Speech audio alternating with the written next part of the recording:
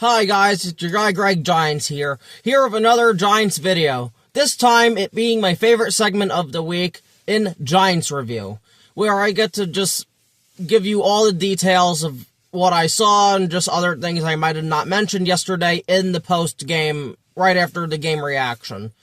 I might rant a little bit in this one. It just depends how frustrated I get, but a rant could happen, it could not. Again, it just depends though. But regardless, I'm going to start with Jackson Dart. Yesterday, in my game reaction, I said Jackson Dart's worst game might have been Washington.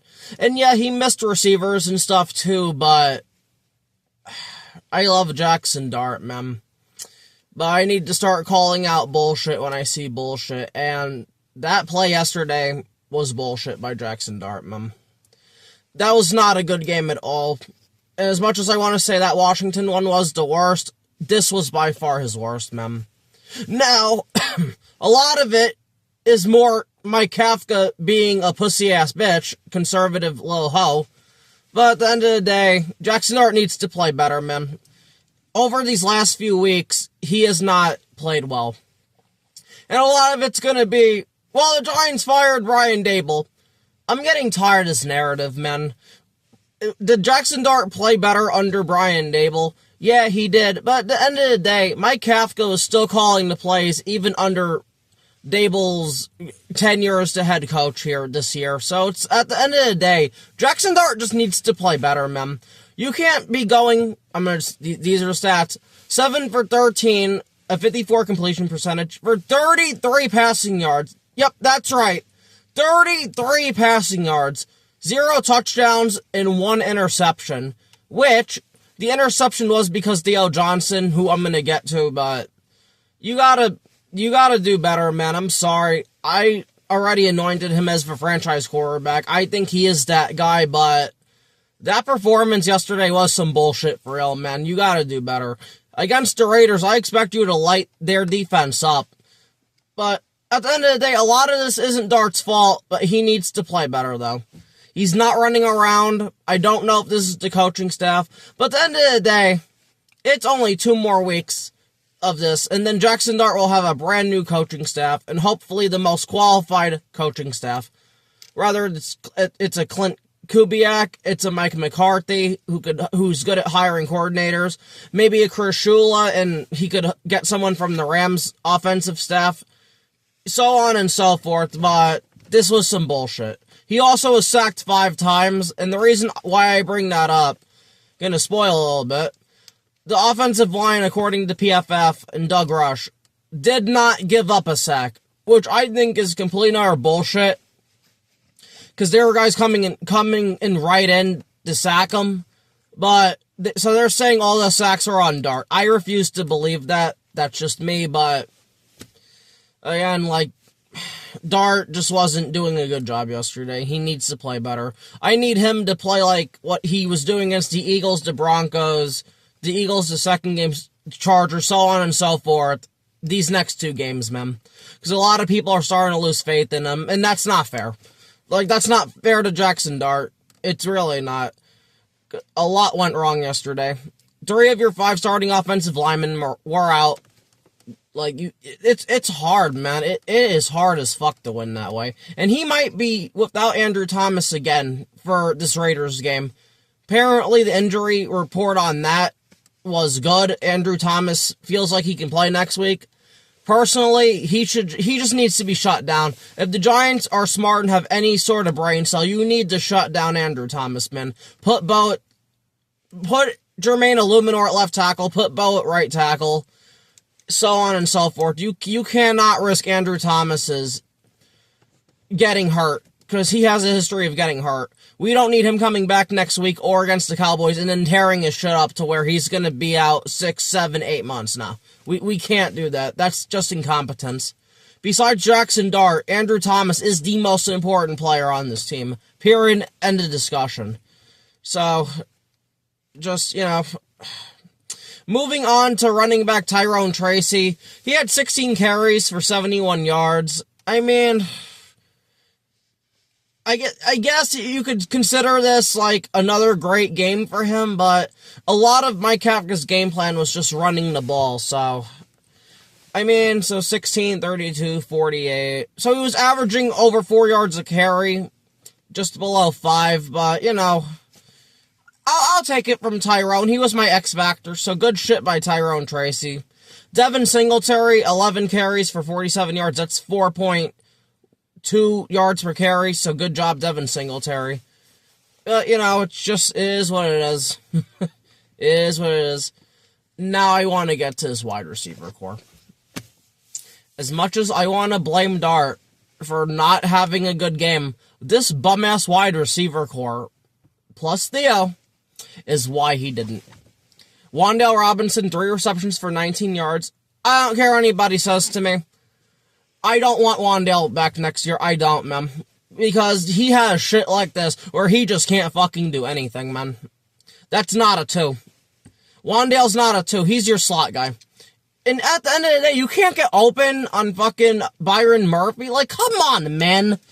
Like, there's just shit with Wan'Dale that pisses me off for no reason. Because it's like, I know he can get open and do shit, but, like, Wan'Dale's a pain in the ass. I'd rather just draft 2 receivers. I have Malik Neighbors and maybe trade for another one. So then I would have a four wide receiver core. Then you can add in... Because bum-ass Slayton, who I'm going to get to, he's going to remain on this team, even though he needs to just fucking go, man. You could bring back a Hodgins. You could maybe bring back a little Jordan Humphries as wide receivers 5 and 6. Maybe a Butte Collins, Dylan Cambry, people like that. But at the end of the day, Wan'Dale, we need to move on, man. This is not working out. And I don't want to pay him potentially almost $20 million a year when we have much pressing needs. I just don't want to do it, man. That's just me personally. If the Giants end up doing it, I'm going to root like hell for them, but these are the type of games you get from Wan'Dale more often than not. He'll go off, like, against Dallas, against the Lions, and, like, shit like that, but typically, this is what you get from Wan'Dale, man, and it sucks. Just absolutely sucks. But now moving on to bum-ass piece of shit Darius Slayton. I hate this motherfucker for real, man. 1 reception for 8 yards, plus a drop. Yeah, fucking shocker. A fucking drop, again. A crucial down you need to have to maybe tie the game or potentially get a touchdown. People were telling me on the All-22 he had space. So, we would have gotten a field. I hate this motherfucker, man. I blew up on him last time. I just keep blowing up at him. He fucking sucks, man. Just get him the fuck out of here. It sucks we're stuck with him for 2 more years. I mean, we could get out of it next year. At this point, I heard this from Fireside Giants, Anthony Rivardo and Alex Wilson. They do their show. They brought this up. Just offer Team Slayton 2 6th-round picks. Just get him the fuck up on out of here, man.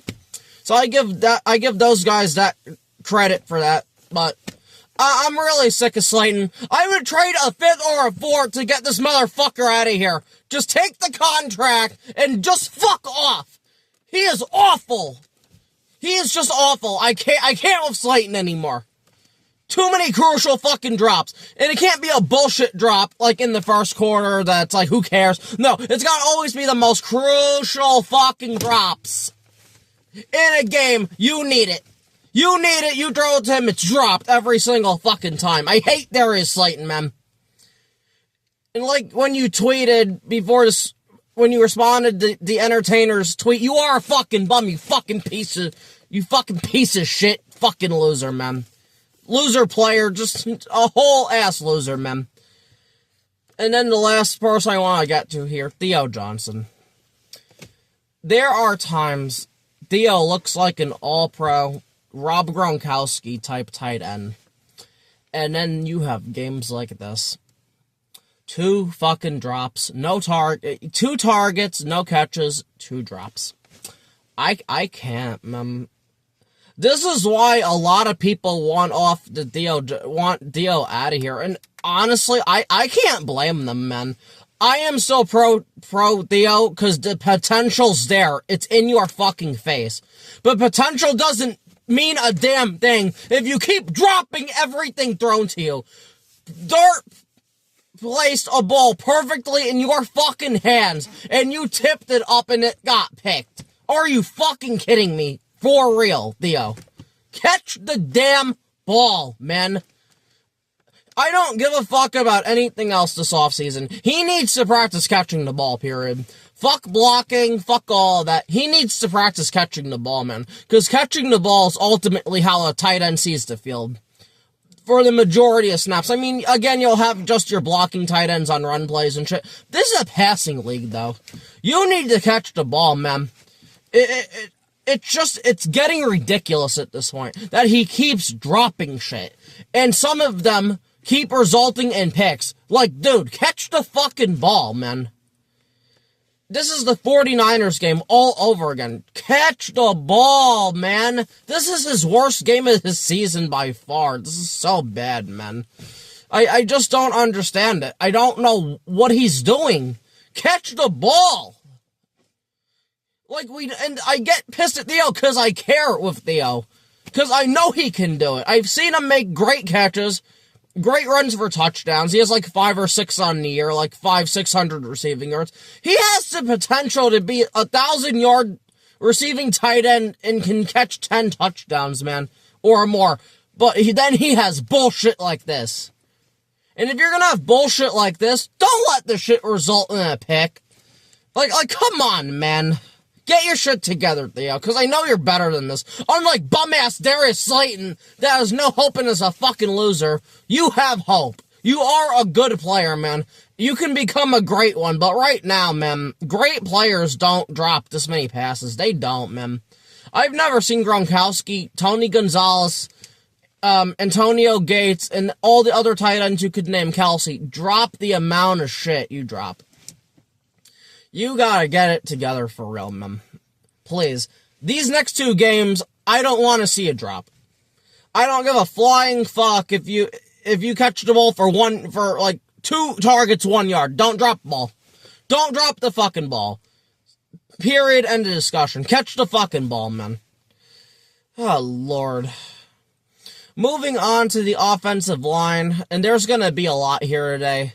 But the offensive line stats on the screen, as usual, are brought to you by Doug Rush from PFF. So I appreciate Doug Rush, as usual, for providing these stats. I don't have the time, nor do I really want to go on PFF and find all this shit. So I appreciate Doug Rush. His Twitter will be in the description of the shorts and in the long video. So please go follow him at Doug Rush on Twitter. So thank you very much to Doug Rush. Starting with left tackle Andrew Thomas, he only had 20 snaps this game because he left the game with a hamstring injury, which according to him, he feels good, and it's not the same hamstring as when he, as in 2023, so that's good. Regardless, though, I would not play him against the Raiders. Hamstrings are very tricky. I would just shut him down if I'm the Giants, but these stupid assholes are trying to win football games, so. Regardless, though, on 20 snaps, he had 0 sacks allowed, 0 quarterback hits, 1 quarterback hurry, and 1 pressure. Now, this is the thing that confuses me. He has a 31.6 passing block grade. This is the shit I don't get with PFF. How is that possible? This is why I don't take PFF that seriously. It's just a grain of salt to me, and they actually provide stats, but where the fuck are you getting a 31.6 passing block grade from? Like, if you didn't allow a sack, multiple hits, hurries, and shit, where are you getting that passing block grade from? It just makes players look bad, man. Get your shit together. Fucking piece of shit PFF. Overall, to me, I didn't see Andrew Thomas fuck up on that left side. So, but the fucking up didn't really start until Andrew Thomas left the game, which now we have to talk about backup swing tackle, I guess technically, even though he shouldn't be, Marcus Bowe, with 36 snaps out of 56. 0 sacks allowed, 0 quarterback hits, 2 hurries, and 2 pressures. I thought he was up and down this game, honestly. I like Bowe's potential. I think he should be a guard, but the Giants do not view him that way. They view him as their swing tackle. I don't know, man. I just don't know. He kind of struggled a little bit. But to be fair, you're playing a very difficult Vikings defensive line. Guys that stunt, twist, confuse the hell out of the offensive line. Brian Flores is very good. So I'm going to take these grades with this offensive line with a grain of salt, just because they're playing such a great defensive coordinator. Also, a guy who can really confuse the quarterback, make them second guess shit, like Jackson Dart was doing a lot this game when he did throw. But, so, again, up and down game for Marcus Bell. He's a rookie. Hopefully he ends up playing still. I think he will next week against the Raiders. If the Giants bring back Andrew Thomas against the Raiders, they truly are stupid, man. Moving on, though, to left guard Aaron Stinney. 0 sacks allowed, 0 quarterback hits, 1 hurry and 1 pressure. Aaron Stinney's our backup guard. He was in the game because John Runyon Jr. and his wife, I believe, had a baby today or yesterday. They were expecting. So, again, congratulations to John Runyon Jr., or hopefully now John Runyon III is born, or if it's a boy or girl, whatever. But congratulations to him and his family, man. I'm happy for them. And Aaron Stinney didn't do too bad. But again, I mean, this is what you want to see from a backup. He's not going to be on the field all the time. He's a veteran. Like, I'm fine with that. Good job, Aaron Stinney. That's why he's not a starter, but at the end of the day, it is what it is, Mom. So, good shit, Aaron Stinney. I appreciate you. Moving on to center, John Michael Schmitz. He had 42 snaps. He left the game early in the fourth quarter. I think he's okay. But he was perfect today. And honestly to God, this was probably his best game of the year. He had a run block grade. He had a run and pass block grade, I think, of 70 and 80 respectively. So good shit, John Michael Schmitz, man. Honestly, against a very tough front. They don't have superstars on this defensive line, but again, with how Brian Flores does things, John Michael Schmitz did a good job, man. I give him his credit, man. Again, I would not mind keeping Schmitz. Tyler Linderbaum, if he does hit free agency, he is going to cost a lot of money. So, if you really believe in John Michael Schmitz, if you're the Giants, you don't have to try to spend $25+ million for Tyler Linderbaum. But trust me, I love Linderbaum, and I'd rather have Linderbaum. But John Michael Schmitz is doing just fine, man. If he just gets better and stronger in the run game, he'll be fine, man. He's done a lot better this year. This has been his best year of his career by far. He started off a little slow, but he started to pick it up toward, like, I want to say, week 5 and beyond. He's been pretty good, man. So, good job, John Michael Schmitz. But now, backup center, Austin Schlottman for the rest of the, for 14 snaps. He was also perfect. So, again, good shit, man. I will take that. I don't mind that from my backup center. I like Schlottman. I would like to keep Schlottman. I think he still has years on his contract, so I'm good with all that, man.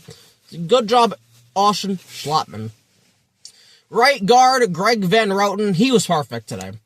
Run block grade was a little low. I think it was like 50-something, but again, I'm going to take what I can get from Greg Van Roten. I know I say this every week.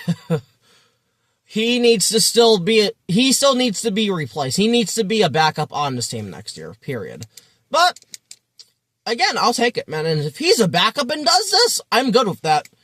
It would be nice to really have a strength on this team, and that would be the offensive line if we just play our cards right. So, good job, Greg Van Roten.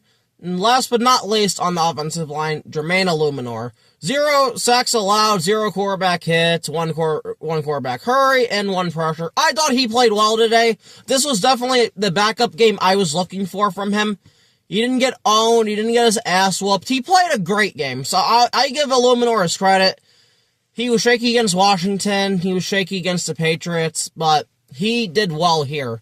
So good job to Jermaine Illuminor. I just hope he finishes strong for him. Now, this is the thing, though.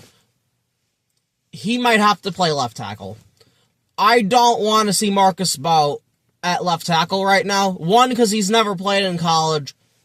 And 2, Jermaine Illuminor has played left tackle before. He played it last year when Andrew Thomas went down after that Bengals game on Sunday Night Football.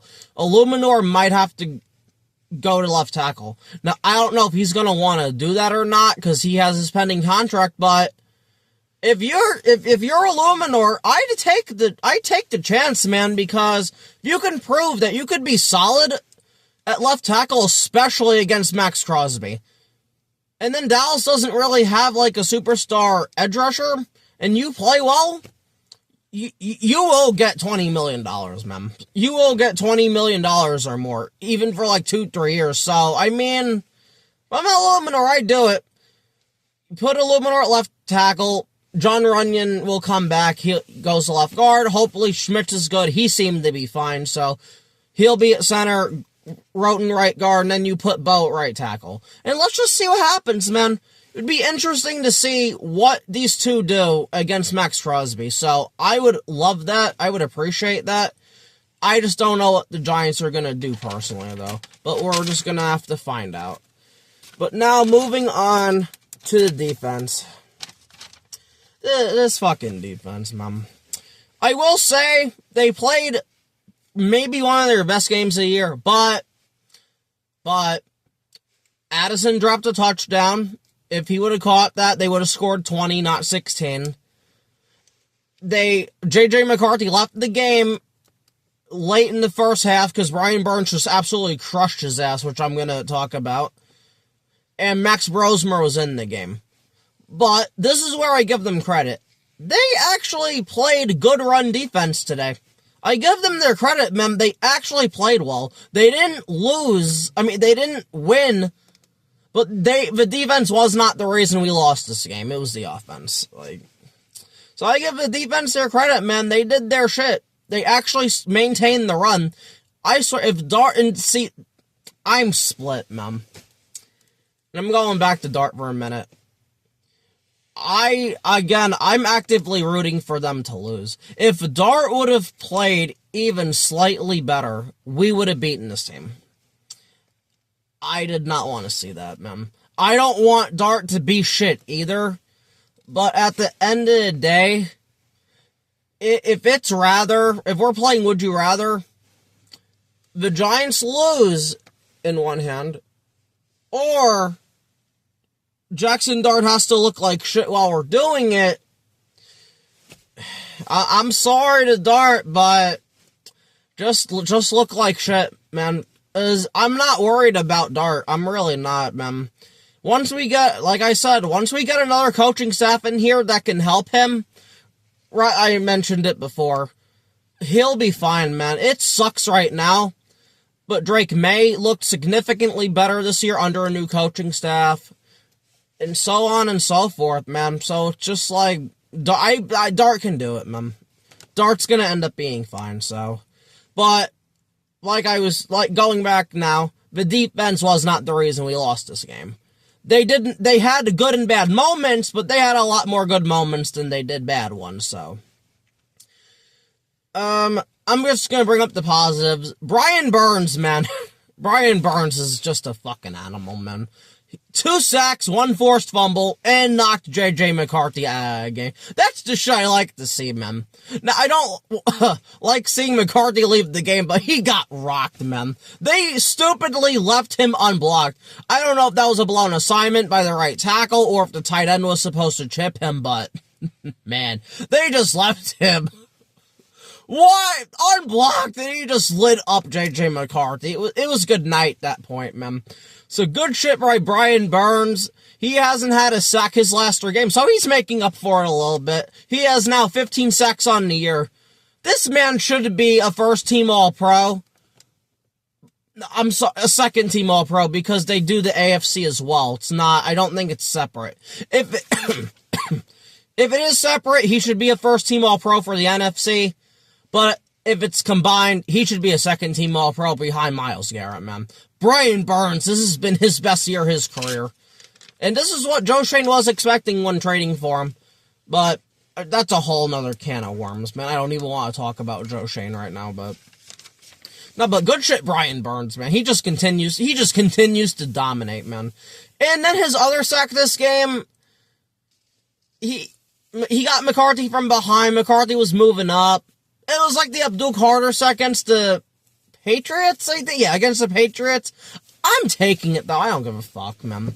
good for Brian Burns. He deserves it. Get your numbers up. Get your numbers up, man. So 15 sacks for him. And I think 3 or 4 forced fumbles this year. Good shit, Brian Burns. I hope we get this Brian Burns next year, man. That would be awesome. And then, lastly, as an individual defensive player, Abdul Carter, man.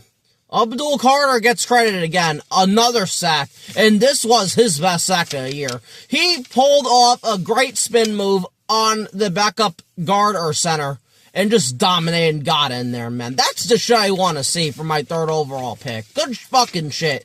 He has played a lot better ever since his ass got humiliated before the Patriots game, man. Sack against the Patriots, sack against Washington, sack here. If he keeps this up, he could end up with like 6-7 sacks, which would be really good for him. I'd rather my guys struggle early, but end the season hot. Like, good shit, Abdul Carter, man. Just keep it up, man. Starting to take things more seriously, going to more meetings, and it's paying off, man. So good shit, Charlie Bolin. Good shit, Abdul Carter, man. Now, I just want to go over the secondary real quick. I didn't think the secondary played that bad today. Man, Cordell Flott did his normal thing, but Justin Jefferson was dominating. But at the end of the day, man, he had like 3 or 4 catches that had Yaka like maybe 20 to 30 yards. Like, you can't allow that. You got to make the tackle on him, but, man, they didn't really kick our ass. And some of that is because J.J. McCarthy left the game early, so they started to depend on the run. And Max Brosmer sucks, but, man, I'll take it from this defense at this point, man. Now, we're going to be playing a better offense in the Raiders. Yes, I said that. Because Geno Smith is back, that's the only reason. Then this Vikings team with Max Brosmer, I mean, they got Brock Bowers. They have Genty. They have Trey Turner, I think. Yeah, they have Trey Turner. So, this is going to be a tougher matchup for this team, but, I think the defense can do it, though. But we'll see once we do that preview. But overall, I didn't think they played too bad. Deontay Banks still sucks, though. Looked like he was tackling like a punter on Aaron Jones. It was embarrassing. Tyler Nubin's whatever. Other than that, oh, I forgot. I'm sorry. Paulson Adebo had a pick. I said yesterday it was a bullshit pick. It was just me being petty. It was a good pick. Addison dropped the ball. Adebo was on him. And Adebo had the awareness to see the ball was tipped in the air, and he picked it off and got both feet inbound. So good shit, Paulson Adebo. That's the shit we need to see from him more. I should have given him proper credit yesterday, but I've been pissed off at Paulson Adebo, so I didn't. But now I'm giving him credit today. He deserves it, man. That was a great play by Paulson Adebo. And then Javon Holland had a pick 6, but unfortunately, due to an Abdul Carter offsides penalty, it didn't count, but that was not an offsides penalty. I mean, thankfully, because I want to lose, that it was called. But if this was a game I actually wanted to win, I would have been fucking pissed. He was not offsides, man. You can look at that replay again. He was not offsides. I don't know what that ref was looking at, but I am glad they called it. Because, again, I did not want to win this game. But good shit by Javon Holland, but then rather than that, I think he got burnt or missed a tackle again. But it's just like, it is what it is. Hopefully, under a new defensive coordinator, this team plays better. I just don't know, though. So, and some other news before I leave. Kayvon Thibodeau officially did get shut down for the year. They announced that Sunday. So, he is not coming back. That's fine. I didn't want him to come back anyway. And while we're at it, they should just shut down Dexter Lawrence as well, because there's no point in having him out there anymore. Even though this was one of his better games, but he usually beats up on the Vikings when we play them, so, yeah.